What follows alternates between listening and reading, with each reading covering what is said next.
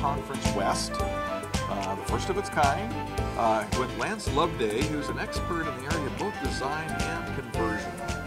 And I want to talk with you about testing.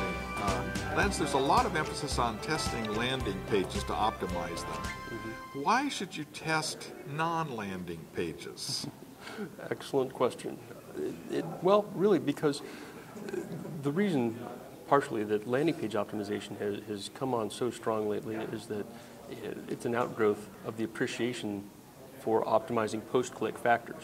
First, in the history of online marketing, there was so much attention paid to search engine marketing and optimizing those campaigns, search engine optimization, getting the traffic to the site. Right. Then, in recent years, attention has turned to optimizing the conversion rate, maximizing that conversion rate. The first step in that is optimizing your landing pages, but that by itself is really just optimizing one additional step down in the funnel.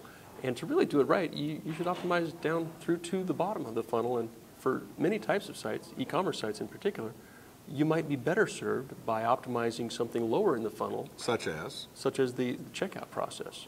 Okay, so optimize the checkout process. Mm-hmm. Is there a place to optimize your front page, and why would you do that? Certainly there are circumstances where that's going to make sense, and where you have a lot of traffic coming into your site via the home page, where you've got a high percentage of overall traffic hitting the home page at some point in their visit. In particular, say you have a very high bounce rate on your home page. That might be a red flag that would indicate it's worthy of some design and testing attention. Now, sectional pages often are incoming points for traffic. How would you optimize something like that? Why would you optimize something like that?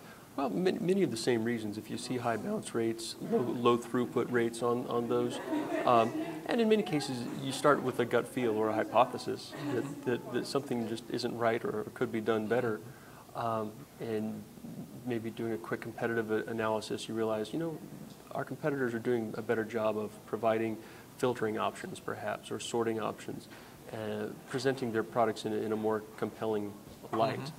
Mm-hmm. And so you have a sense that it's going to make sense to focus some attention there.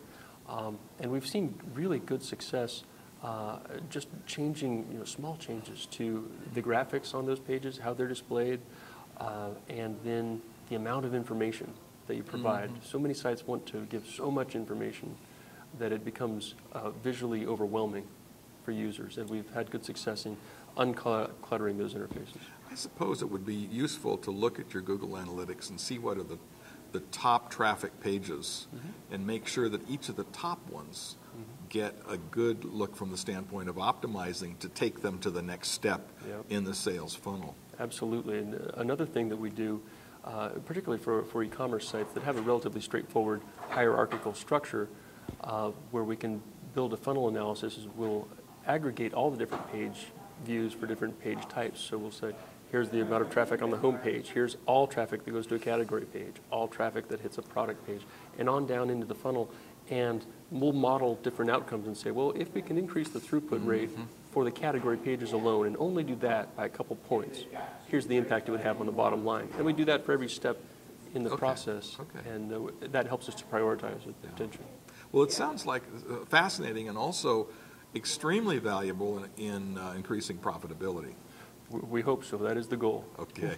Lance, thanks for sharing with us. Tell me about your business and what you do. Sure.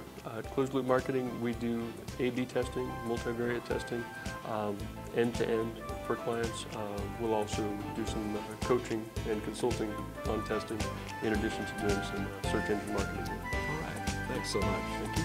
This is Ralph Wilson with Web Marketing Today.